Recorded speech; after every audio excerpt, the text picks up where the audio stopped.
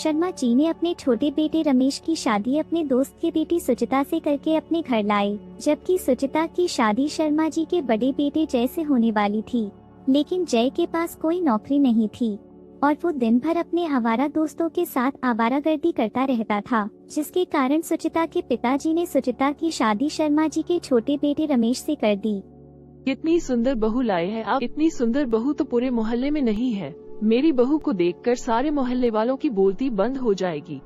तुम ठीक कह रही हो रमेश की माँ। वाकई में मेरे दोस्त ने अपने चांद के टुकड़े को मेरे हवाले कर दिया है। तुम्हें पता है सुचिता, मैं हमेशा रात को सोते वक्त चांद को देखता था और सोचता था कि काश कभी चांद मेरे घर आए, और देखो आज भगवान ने चांद को खुद मेरे पास भेज दिया है। लगता है आपको तो मेरा दिल जीतने का तरीका मालूम है, इसलिए आप मेरी तारीफ कर रहे हैं।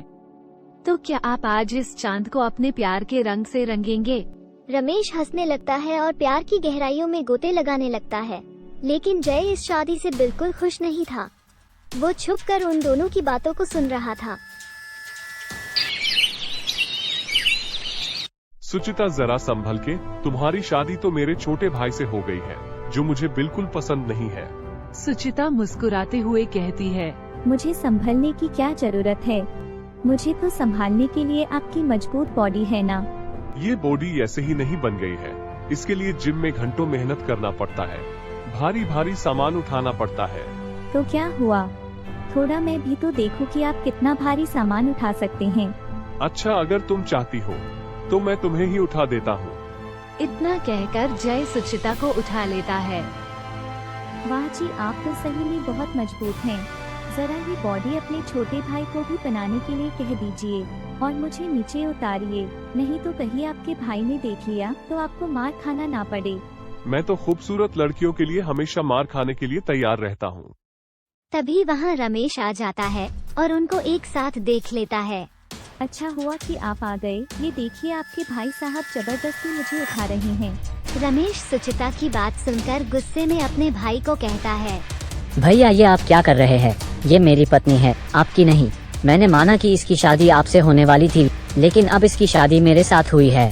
जय गुस्सा होकर वहाँ से चला जाता है। क्यों देवर जी आज बड़े उदास दिख रहे हैं? लगता है मुझसे गुस्सा है। तुम मुझसे बात मत करो, वैसे भी मैं तुम्हारा देवर नहीं जेठ हूँ।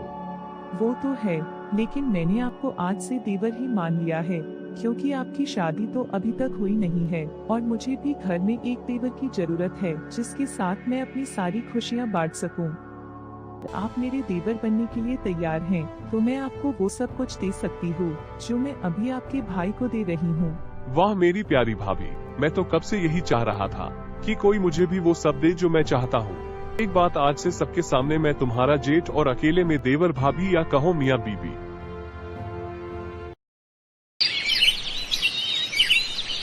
सुचिता, आज मैं रात को घर नहीं आ पाऊंगा। क्यों जी, ऐसा क्यों? आज रात को मुझे एक क्लाइंट के साथ दूसरे शहर में जाना है, वहाँ कुछ जरूरी काम है, बस इसीलिए। तब तो लगता है आज रात मुझे अकेले ही सोना पड़ेगा। आज सो जाओ मेरी जान, कल मैं तुम्हारे लिए कुछ खास लेकर आऊँगा। इतना कहकर रमेश ऑफिस के लिए निकल जाता है। ये सारी बातें जय अपने कमरे से सुन रहा था और रमेश के जाते ही जय तुरंत सुचिता के पास आता है। आज तो बहुत अच्छा मौका मिला है, मेरा भाई घर से बाहर है और मैं तुम्हारे साथ तुम्हारे कमरे में। अच्छा जी, ये बात है, तो लगता है कि आज मुझे रात भर सच में नहीं सोना पड़ेगा।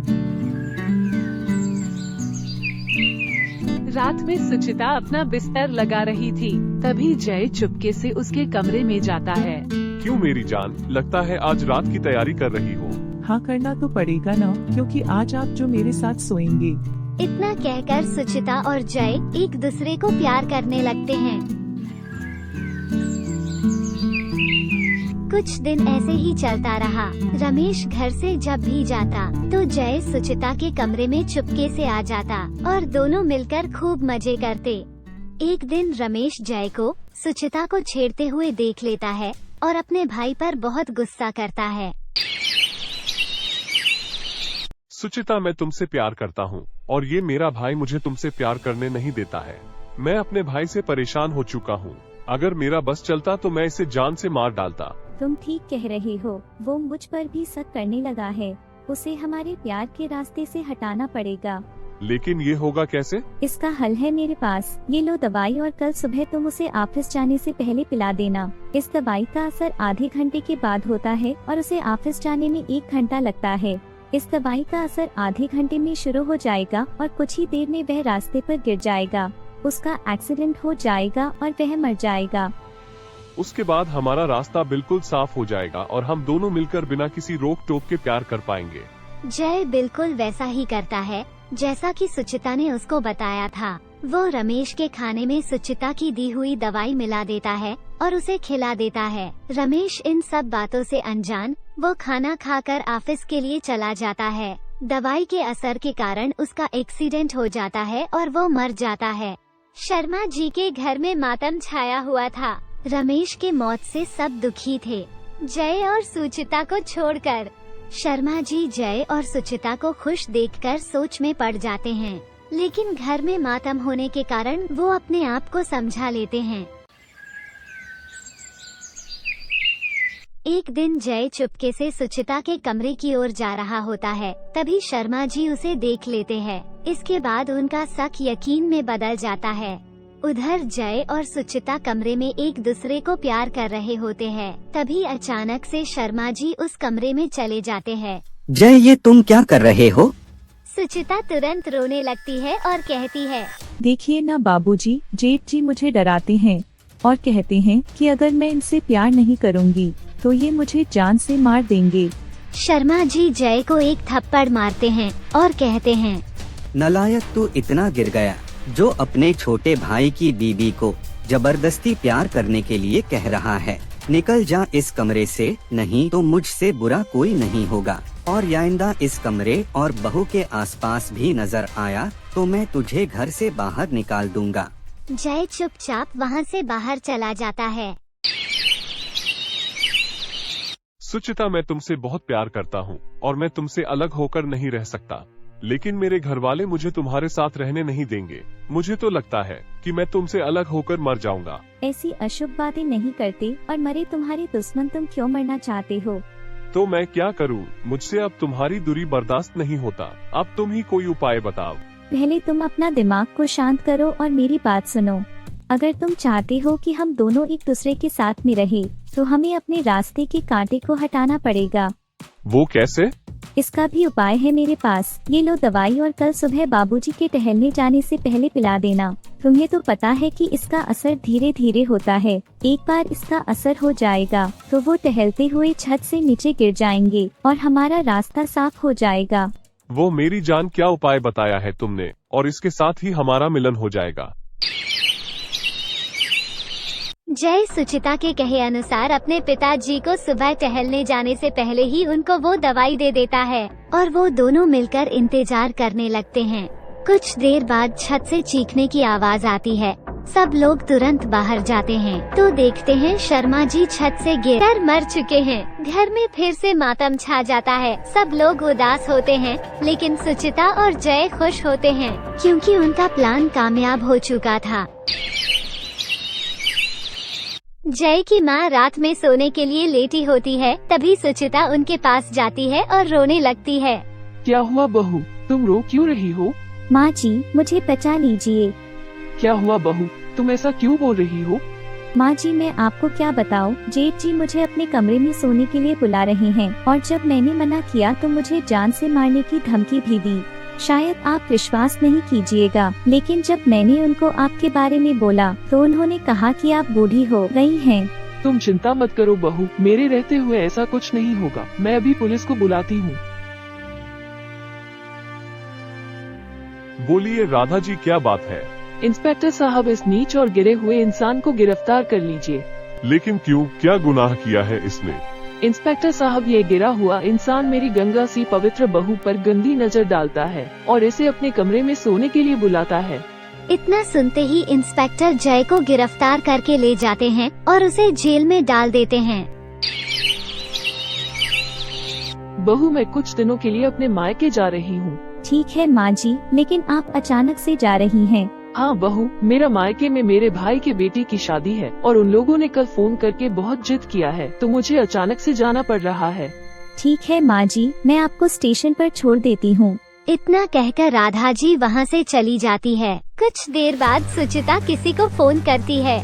सुनो मेरी जान, हमें कुछ दिनों तक छुप छुप के मिलने की जरूरत नहीं है, क्योंकि माँ जी अपने मायके गई है। तुम आज रात में आ जाना। ठीक है डार्लिंग।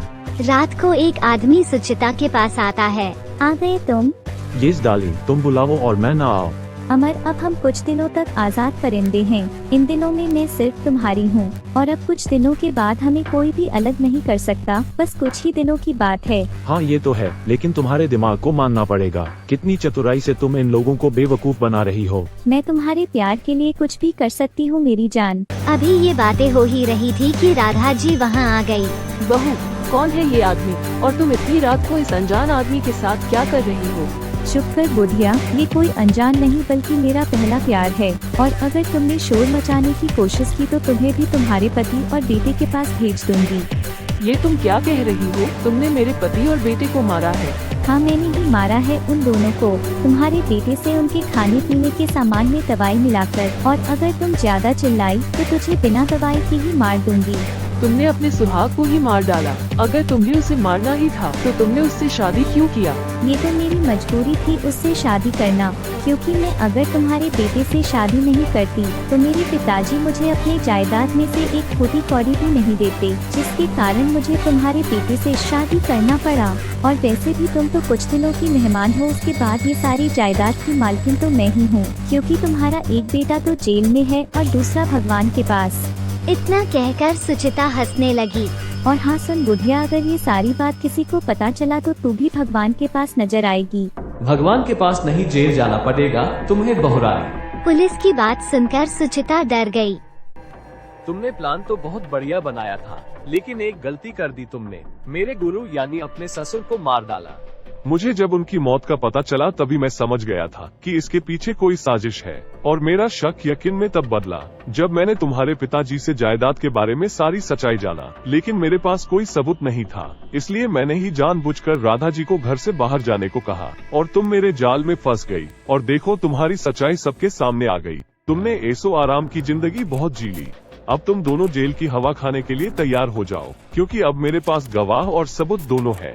तो तुम जेल जाने की तैयारी कर लो।